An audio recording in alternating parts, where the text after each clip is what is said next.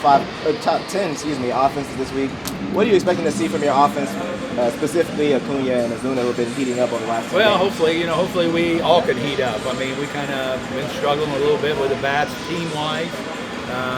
But, when we're hitting on all cylinders as a team, we're a really good offense. And you're going to go through stretches, and so hopefully, more than one of them can get on track tonight.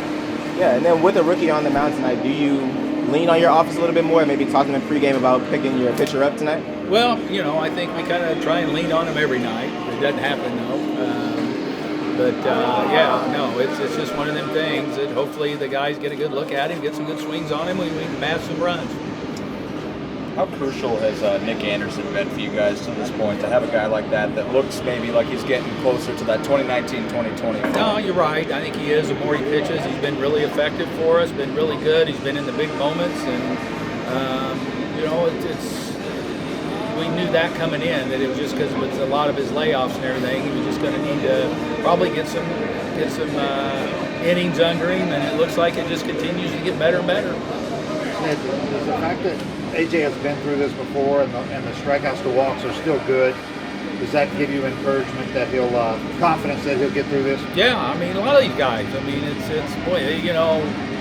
when they get so good and they set that bar really high, as soon as they stub their toe a little bit, everybody wants their head, and this is a long season. These guys have weathered a lot of storms over the course of their careers, I think he will. It's right now, it's like every ball that's put in play seems like finds a hole for him. And, it's like if a umpire maybe calls one a little bit off, then he starts wanting to be too fine. And it's tough, man. It's really tough. He's a really good pitcher. His stuff's still really good. And it's just, we're just going to have to figure it out and grind through it.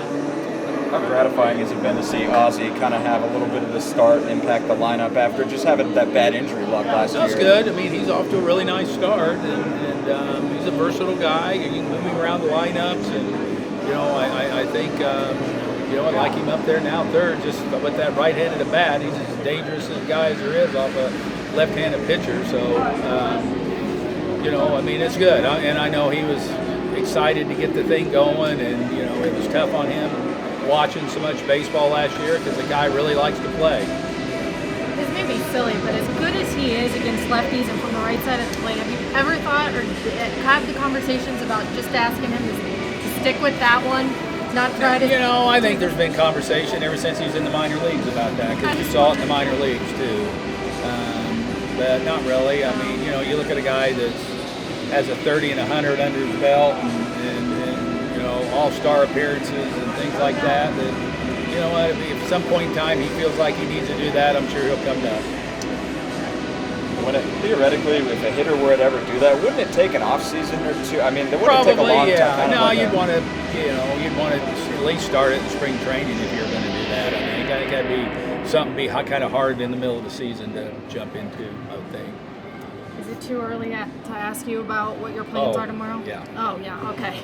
So where does the bullpen stand today as far as who you can? Are you guys in Well, I don't know. shape? You know what? I talked to Cranny after BP and see how everybody feels. But obviously, Colin and Michael, we're going to stay away from them.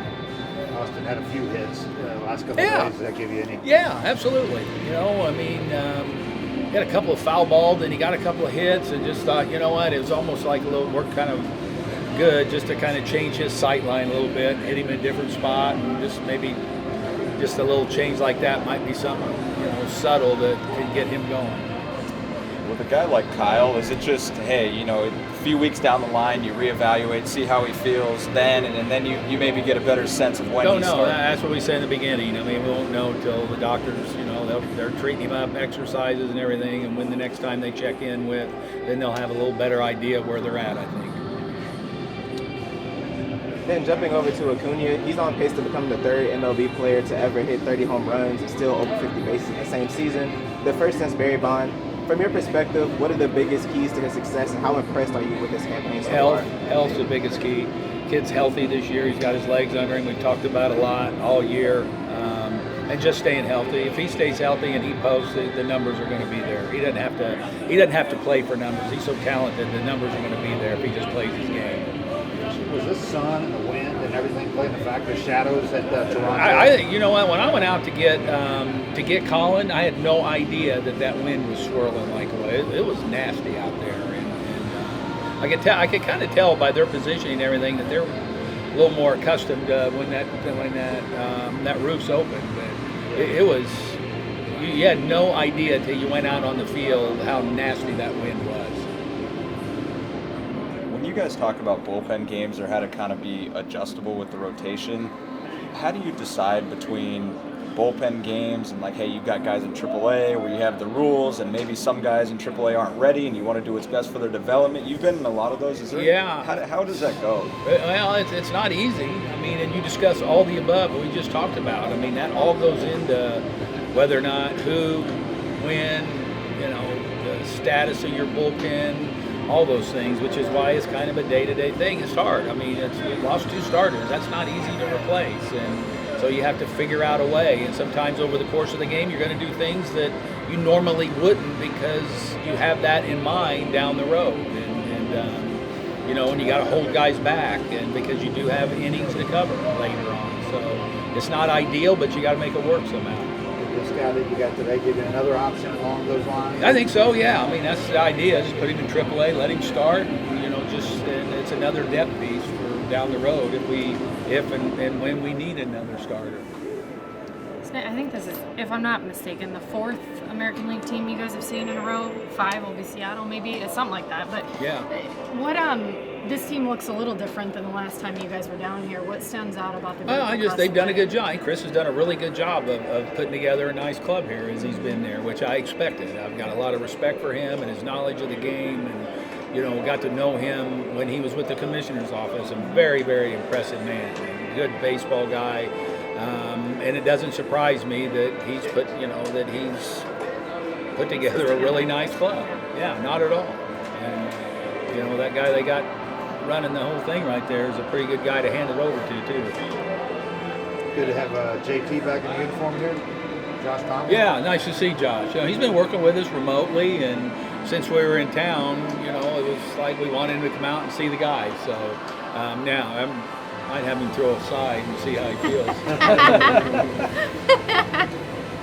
I might be misremembering this, but I know you've said that when you got the manager job, there were some guys who reached out to you. Was Bochy one of them that reached out to you? That I don't remember. I don't think so.